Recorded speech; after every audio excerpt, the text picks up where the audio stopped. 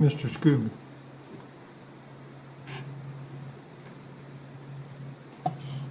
Thank you, Mayor.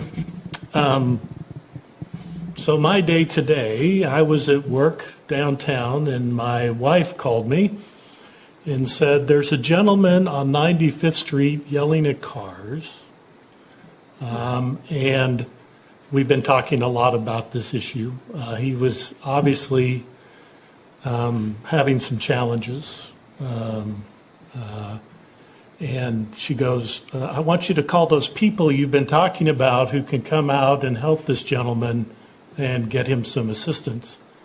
And I said, well, we don't have special people at this point really to come out. If I call, the police will come out.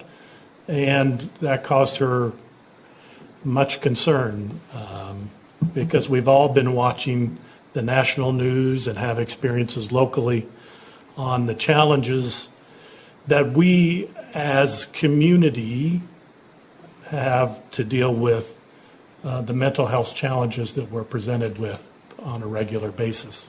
And so to wrap that story up, when I came home, I saw the police cars up at what's Trailwood Elementary School, which is just close to my home.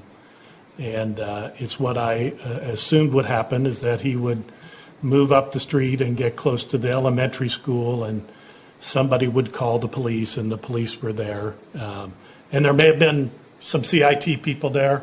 I just was a drive-by. I didn't. I'm sure that we had the right people there to help. But and they were arresting him at the time, and I can only hope that tomorrow's a better day for this gentleman that we had. Discussion, Mr. Hamlin. Thanks, Mayor. And this was, I had my hand a little before we made the motion there, but I just want to, obviously this has been a long time in the making. A lot of people stepped up, put a lot of work into it. And I think it's clear everyone applauds the volunteers and everybody that's taken part into this. The only thing, and I guess this might be directed towards Chief Donchez maybe, is from some of the discussion, I just want to get your opinion and make sure that, we do have experience on our police force with some mental health, and that this, as much as we all support this, it's not going to be in place tonight by the end of the night. And so I think I want to clear up that we're not sending out a message that we would be better off doing nothing when we see a person in need than calling the police department. So as it stands now, every member of the department has the 8 hours mental health first aid training, and I know that that it's the city manager's goal to, I guess, get more of the city folks trained in that. But for now, there's not anybody on the department that's not at least mental health first aid trained. And so I get that that's not the 40-hour program. The 40-hour program, we're at about 50%, Justin?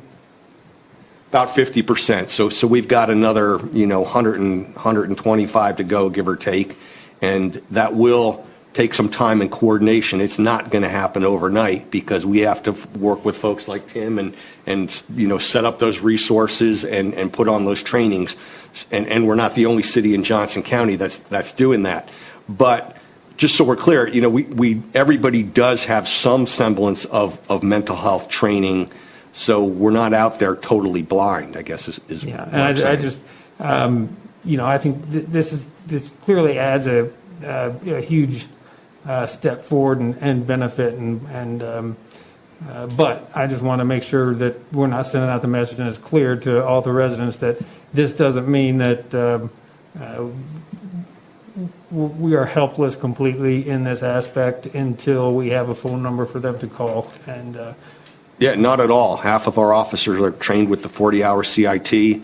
Like you heard, we have 3 co-responders, and the whole department, including myself, is trained in the mental health first aid. Okay. So we're quite honestly, we're way ahead of most police departments in this country. Okay. All right, that's it. Thank you.